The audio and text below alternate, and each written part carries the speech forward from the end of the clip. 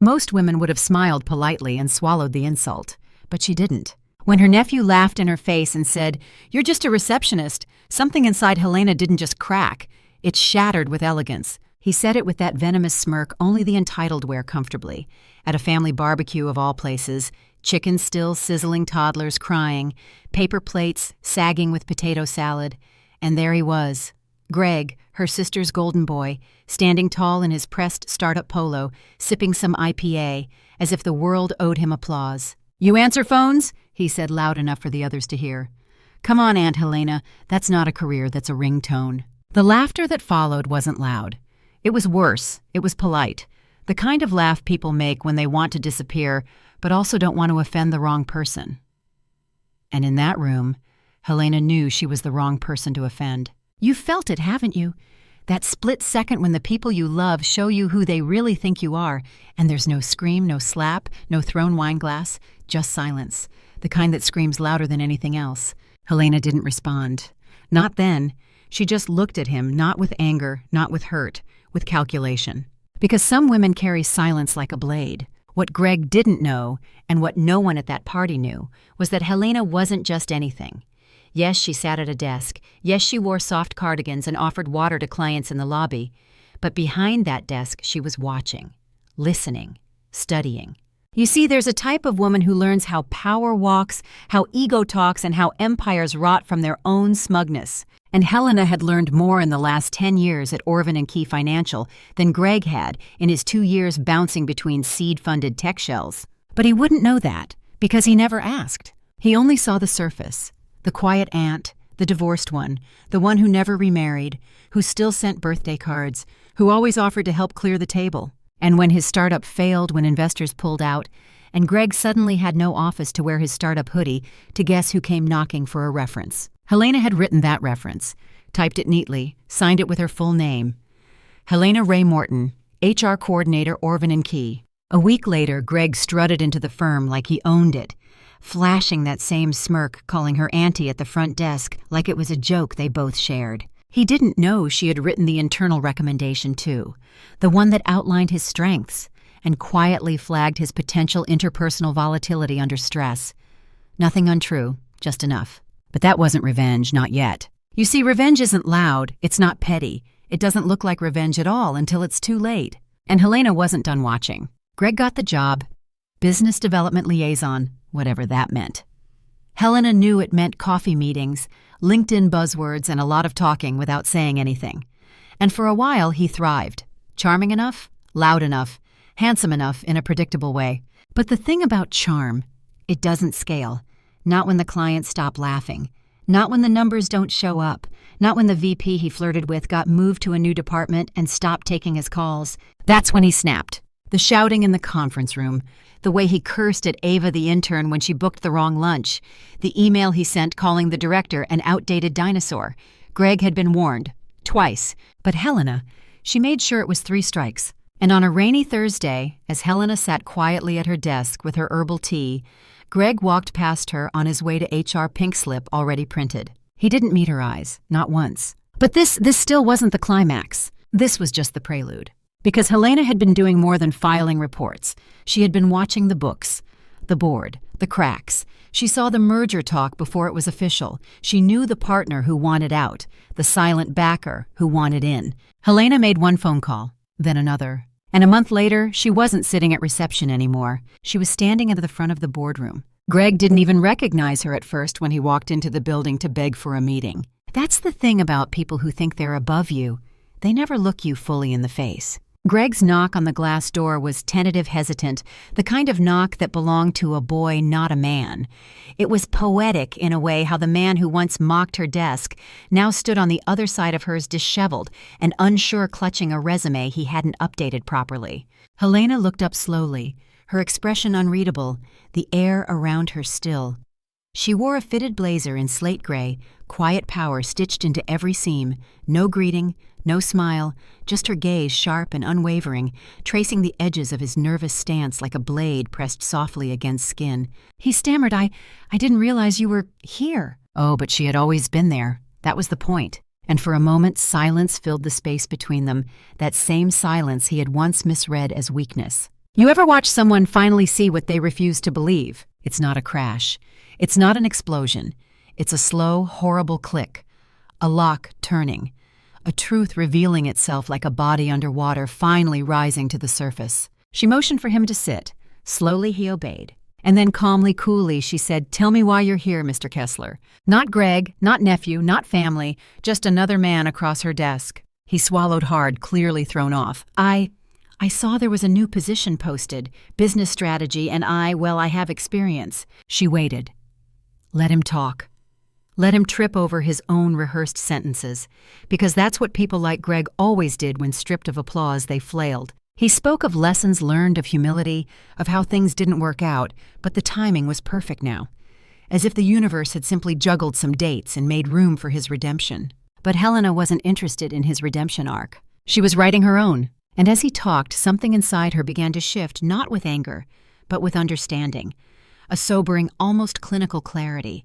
Greg was never cruel because he hated her. No, he was cruel because he needed to believe he was above her. Her existence threatened the fantasy he had of himself, the fantasy that he was the future, and she was the dusty past. You know someone like that, don't you? Someone who mistakes your silence for inferiority, who talks over you because they're terrified of what you'll say when you finally speak. I think she interrupted gently. You're not here for strategy, Greg. You're here because you think someone owes you another chance. He blinked, his lips parting as if to object, but she held up a single finger, and he stopped. My name, she said, is Helena Morton, managing partner, interim director of acquisitions. And I don't believe we've met, not really. That broke him a little. You could see it. His breath caught in his throat and his eyes darted around the office as if trying to find the punchline. But there was none. Just the quiet hum of air conditioning and the weight of reality crashing down like an avalanche. You bought the firm, he asked, voice hoarse. She offered the faintest of smiles. No, Greg. I bought control. I bought silence in the rooms that once ignored me. I bought the right to say no. That's when the panic set in. The charm switched on again clumsily. Aunt Helena, come on. This is me. We're family. But family is a tricky word, isn't it? Because family doesn't always mean love. Sometimes it means hierarchy. Sometimes it means unspoken cruelty. Sometimes it's a code word for control dressed up as care. Helena leaned in, her voice velvet and fire. You laughed at my job. You dismissed my worth. You told an entire room that answering phones wasn't a real career. But let me tell you something, Greg. She paused, letting the air settle like dust before a storm. The receptionist remembers everything. She sees the first face people make when they walk in, the lies they tell before the meeting, the real voice behind the closed door. And when the dust clears, she's still standing, because she was never just anything. He looked away ashamed, but it was too late for shame. That train had long left the station. She rose from her chair slowly with grace. We're done here. And as he stood dazed, heart-pounding, mouth dry, she added almost as an afterthought, Security will walk you out. You don't need to visit again. And he did walk, not out of a job, but out of the illusion that he was untouchable. Outside the building, the sky was a punishing blue, cloudless, bright, unforgiving. Greg shielded his eyes like a man crawling out of a cave. He walked slowly, the weight of his own collapse making his footsteps heavier than they'd ever been. No one watched him leave. No one cared. But upstairs, Helena stood by the window, not watching him either. That's what he would never understand. This wasn't about revenge. It was about reclamation, of space, of dignity, of power disguised as poise. Because what Greg had always underestimated wasn't her intellect. It wasn't even her resilience. It was her memory. Helena didn't just remember what he said. She remembered why he said it. She saw the fear behind the mockery, the insecurity wrapped in bravado, the shadow of a boy trying to outrun the reality that he was ordinary, that his confidence came not from strength, but from the unearned assumption of superiority. And that's the tragedy of men like Greg. They rise fast on charisma and inherited charm, thinking the world owes them a soft landing, never realizing the women they stepped over were watching the whole time, documenting every misstep like sacred scripture. You know that feeling, don't you? When you see clearly for the first time that someone's cruelty had nothing to do with you, that it was their own reflection. They were fighting, not yours. Helena didn't celebrate. There was no champagne, no dramatic exit music, just a returned quiet in her chest, a quiet she had earned. Over the next few weeks, whispers spread throughout the firm. about the shakeup, about the receptionist who became the partner, about the woman who walked through the same doors for 15 years and never asked for more because she knew she would take it when the time was right. And yet Helena moved through those halls without gloating. She didn't need to remind anyone of what she'd done. The walls remembered, the silence remembered, and the people who once called her just Helena now paused before speaking her name. Funny how power doesn't change your voice, it changes how others listen. Her office, once a cold corner cubicle with a dusty plant and a chair that squeaked, was now glass-walled, sunlit, and clean. No family photos, just a single black-and-white print on the wall. A woman's hands, wrinkled, strong, knitting something invisible. And that's exactly how Helena saw herself, not loud, not boastful, but precise, a quiet architect of consequence. One evening, long after the others had gone home and the cleaners were humming down the halls, her sister called. "Helena," she began cautiously. "Greg told me what happened." Helena kept her voice even. "Did he—" There was a pause. "He's struggling." As if that excused it. As if that rewrote the humiliation, the laughter, the years of disregard. "Do you want me to apologize for what I earned?" Helena asked softly. "No, of course not," her sister said quickly. "It's just, he didn't think." No, Helena cut in gently. "He didn't. That's the problem." Silence again, but this time Helena didn't fill it. And for the first time in years, her sister said nothing more. Because some truths don't need explanation, they just need air. That weekend, Helena walked alone through the local bookstore, her fingers grazing the spines of novels she hadn't had time to read when she was working double shifts and covering for younger men with louder voices. She paused at a psychology shelf, plucked out a worn copy of Women Who Run with the Wolves, and smiled. Not because she needed guidance, but because she'd finally realized she was no longer hunting approval. She was tracking something far more elusive. Peace. In the weeks that followed, Greg drifted from job to job. Eventually, he moved out of state, started over, changed industries, rebranded as men like him often do. And Helena, she never said a word. No told you so. No performance of triumph. Just a quiet detachment from the narrative he once cast her in. Because when a woman rises from the ashes you set at her feet, she doesn't come back to burn you. She walks past you, fireproof, unfazed, and far beyond reach.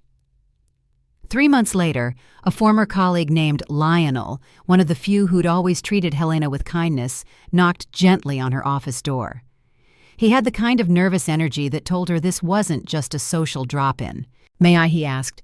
Helena nodded. "Of course." He stepped inside, holding a manila folder like it was ticking. "I heard from someone at Everett's Capital," he said, voice low. "Greg applied there, claimed he used to mentor you." Helena's eyes didn't flinch. Interesting fiction. Lionel grimaced. He also said he left the firm voluntarily, that he was recruited by you for a strategic exit. That part made her laugh, not loud, but deep and sharp like the first crack in a frozen lake. "You're not planning to say anything?" Lionel asked. Helena placed her pen down and leaned back in her chair, folding her hands with careful grace.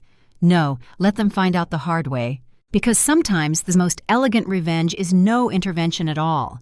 Let the liar build his house out of fiction, it'll collapse with the first storm." "All right," Lionel said, half admiring, half afraid.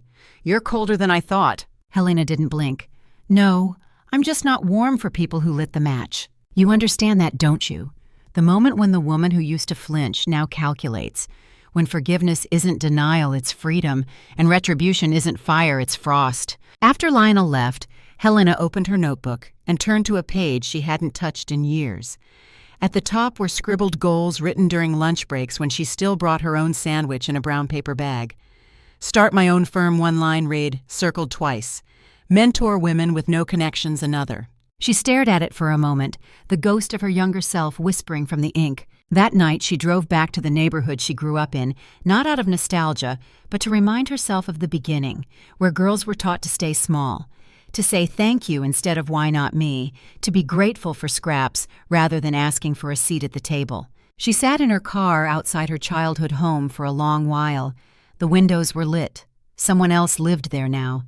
Kids ran through the yard where she used to sit cross-legged with books in her lap and dreams she never told anyone. The world had tried to shrink her, to rename her, to reduce her to a label so palatable it would never threaten the men around her. But she had rewritten her name in full. Not Aunt Helena. Not just the receptionist. She was the woman who waited.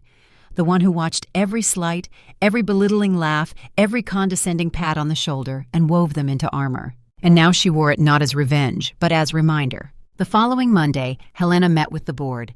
She slid a thick packet across the table, a full pitch for a new mentorship division within the firm. Equity isn't just numbers, she told them. It's whose voice gets heard when the door closes. Some scoffed. One even asked, "Is this personal?" She met his eyes with terrifying serenity. "It's professional because it's personal." The vote was unanimous. No one dared vote against her. Not anymore. By the end of that month, she hired 3 women, all over 40, all once overlooked. "You'll start in reception," Helena told them on day 1. "Not because that's where you'll stay, but because that's where I began and that desk teaches you everything." You see, Helena wasn't interested in gatekeeping. She was building gates and keys. Word got around. Young women started applying not for roles, but for her orbit. And men, the good ones, started listening differently. Slower, quieter. That winter, Helena stood at a firm-wide event wine glass in hand, listening as the new CEO, yes, she turned down the role on purpose, credited her for transforming the culture. She smiled and gave the camera nothing but elegance. Because real power doesn't posture. It pulses beneath the skin, slow and deliberate. Later, alone in the restroom, she looked at herself in the mirror. She didn't see a survivor. She saw a strategist, a storm in soft clothing. The woman who knows her worth doesn't beg, she watches. Then she rises.